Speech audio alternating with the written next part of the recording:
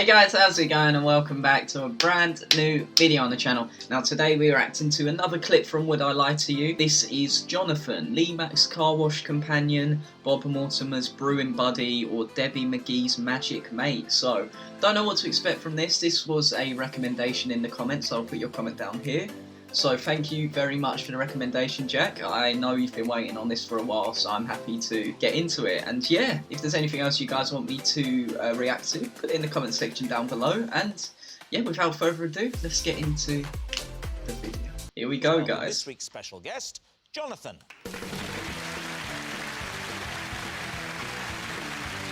Okay. So, Debbie, what is Jonathan to you?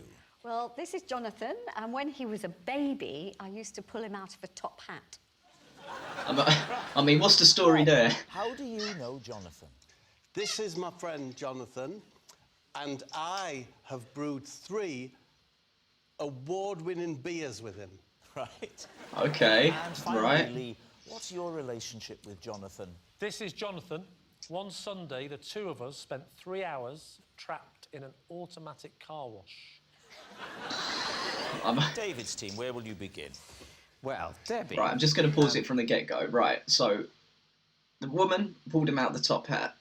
Lee spent 3 hours with him in the car wash, and Bob made award-winning beers with them. I mean, I don't know what to say right now. I'm going to say Debbie McGee's probably most unlikely. I mean, why are you putting the baby out of top hat?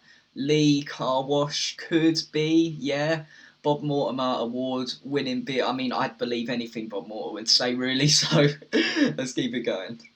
So you used to pull Jonathan out of a top hat? Yeah, he And was so, how old was he then? about 6 months 6 old. months. Was he a rabbit at that stage? He's grown up into a lovely bunny. What a cougar comment that was. Yes, it sounded a little bit like it. He's going for it, though. Look, he's aflame with desire. Look at him. He's got the right hairstyle to be pulled out of a top hat. Yeah, you just grabbed the thing. Where did this happen? This was in a summer season Where? in Bournemouth. Debbie, how big was the top hat then? It was a prop top hat, so it was a bit bigger than a normal one. But, you know, babies aren't very big. He was only about this big. 6 months, not very big. Yeah. And so... And was he the son of someone else in the summer season? Or No, is he one of the was- Chuckle Brothers' offspring or something? No, it was a feature in the show, and we had different babies on different nights. You know, they were like in rotation, and they came from an agency. Right. Who would bring Jonathan to the theatre? His mother. His mother? Yeah. And what would happen to him? I mean, I don't want you to give away the magic trick to him, but where was he stowed to the moment where he's pulled out of the top hat? I can't tell you because I'm a member of the Magic Circle and I can't give That the is a secrets really away. handy thing for this Yeah. game. I like it. Yeah. Can you come on every week? Well, don't give anything away, Debbie, but talk us through the trick. There was a pretend rabbit, and then Paul would lift this big top hat from underneath and tipped it forward. And that's when I would come over as the assistant and take Jonathan out and say, and here's the rabbit's turned into a real live baby. And the audience And I'd went, be like this. boo, we hate babies. No, they don't. How long did they have to wait to be revealed? Not very long. It wasn't a very long trick. So they were only briefly on stage before the They were only briefly reveal in terrifying darkness alone. Yeah. Which they are in a cot when they go to sleep Yes. at night. And indeed in a womb. Yes. So, yeah. I mean, that is the ultimate trick, isn't it?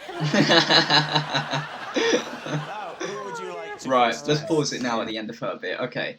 Instantly from the get-go, I'm saying this one is very unlikely because back in the day, you know, me, Mr. Dom Pets, the real Dom Pets, I used to do a little bit of magic back in the day. You know, I used to do all the cards. I pulled stuff out of the hat and I know how the trick works.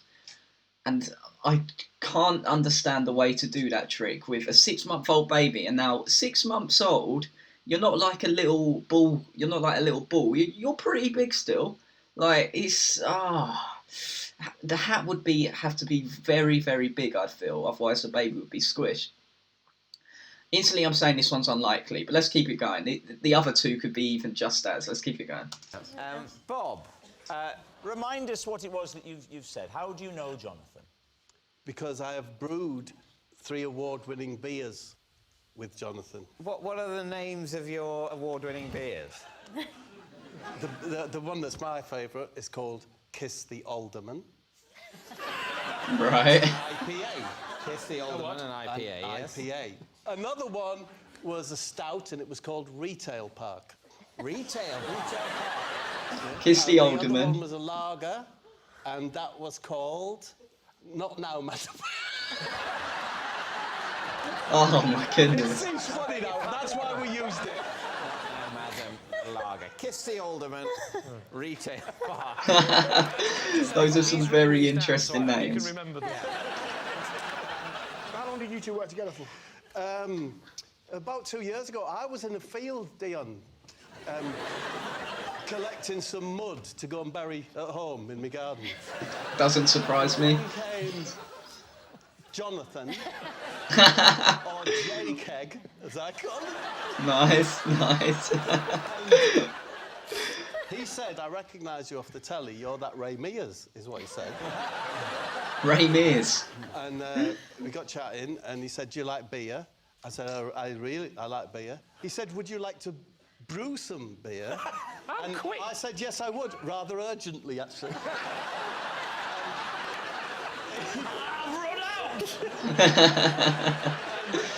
He's got a brewery, JPEG. Yeah. It's a lean-to next to a barn, right next to the field where I was. Right.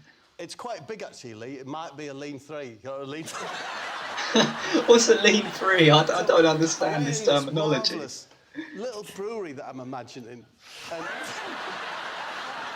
we mashed. Well, part of the process is mashing. Right. You put Right. a load of water in the cylinder, and you have to stir the malt barley. Yeah. And I did that bit of it.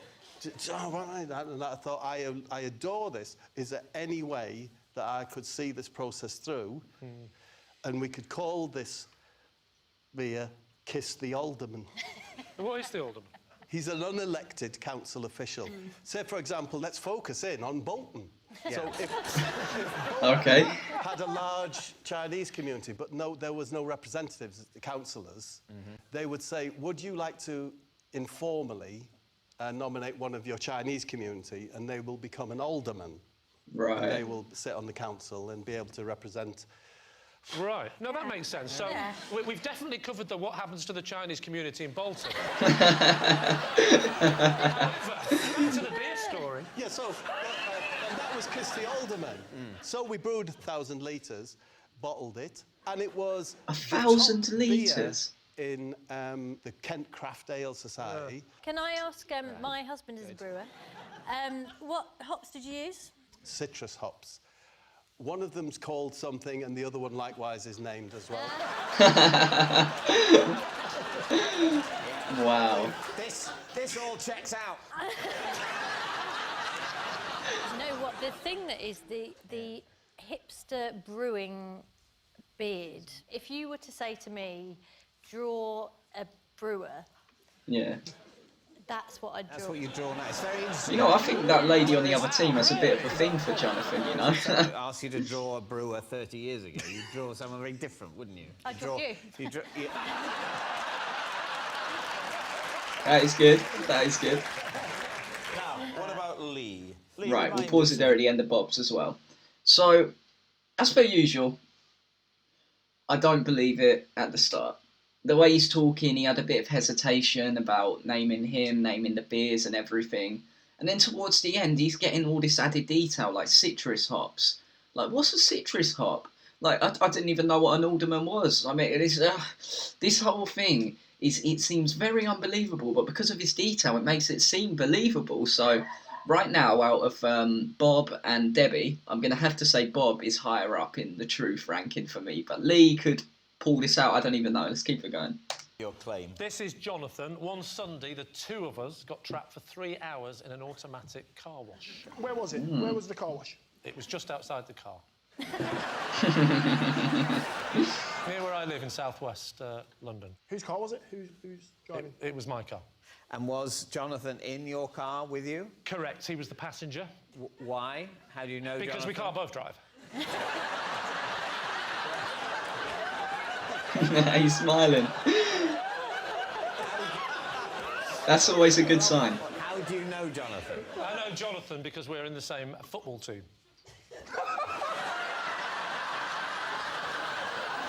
No, I could see it. Grandad team?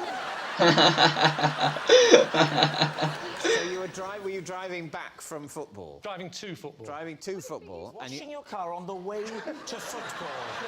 Oh, I'm looking forward to the game, young Jonathan. I really can't wait. But tell you what, let's wash the car first, so that when we arrive, everybody says, "Oh, Lee's doing well." Flexing on them the all. car wash, and what happened? So, there was 3 options. It was gold, silver or bronze.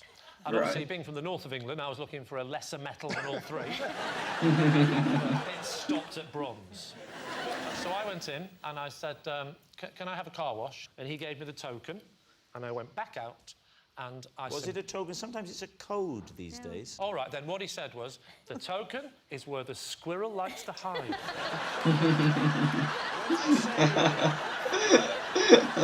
When I say code, I don't mean riddle. I mean a series of numbers Yes. that you put into a keypad. On this occasion, it wasn't. You put the Okay. token in the slot. Yes. You advance into the car wash. The weird things start going. Yeah, so the big brush at the front that goes Yeah. over your bonnet, that came towards us. Yeah. And then the side ones came. It was the side ones that caused the main issue. They got to the Right. door, stopped, and just kept doing that. And we couldn't open the doors. And it did not stop for 3 hours. I know, it sounds unbelievable. What? It does. It, Why don't you climb No, up into it the back don't. seat and get out one of the rear doors? Because it's a 2-door car. I'm okay. assuming this happened before the invention of the mobile phone. No, that was not true. It was during the invention of the mobile phone. During it? During the invention. Do you know what we did? We were so stuck, didn't know what to do for 3 hours, we decided to invent the mobile phone. No, it was, his phone was in his sports bag in the boot. Where was your phone? My phone was with me Why didn't you use your phone? because the battery had gone. How did you eventually get out? I absolutely screamed and screamed, and this stranger passing by saw a big button on the thing that said, emergency stop. So he pressed the button, and it stopped, and when it stopped, it reset itself back to how it should be. We opened the door, and I went in. And he went, you're back again. I said, yes, that's about my car. So what's up? I said, tell you what's up. The doors are phenomenally clean. Right. Let's We need pause an it now. answer. So, So, what I am thinking about this, I believe your car can get stuck in a car wash. I do believe that his phone could be dead and his was in the boot. I get that. I believe there wasn't a way out. But listen, if you're working at a car wash, are you telling me that in with 3 hours, there's not been a single other car that has tried to go through the car wash? I mean, like, come on, that seems a little bit unrealistic, because if you're running a car wash business and you've got 1 customer in the space of 3 hours, I mean, mate, you're not doing too well for your business, are you? I mean, like, I just feel like in that time someone would have come and saved them. Just a car going would have realised, or he would have realised. I think it's Bob. I do think it's Bob, but let's see what it is. David's team. Is Jonathan Debbie's magic mate, Bob's brewing buddy, or Lee's car wash companion? I can't believe Lee's story is the kind of story I would have to invent to tell my husband if I'd been in a car with Jonathan for 3 hours. Oh, she loves it. Jonathan looks like a hipster brewer to me. What do you think? I think it's Bob. I think they're mates and they've done some... Yeah. Yeah, OK, You think Bob met him in a field while collecting mud? I do. It's something that would happen with Bob. That's what I think it is. Yes. And we're going to call our beer Kiss My Alderman. It's just so... It's, I'm so sorry. If it's true, I'm sorry. Rob, you can immediately appreciate why Kiss the Alderman is much more marketable than Kiss My Alderman. I certainly call Of mine course. the Alderman. But very open up with the Chinese community call.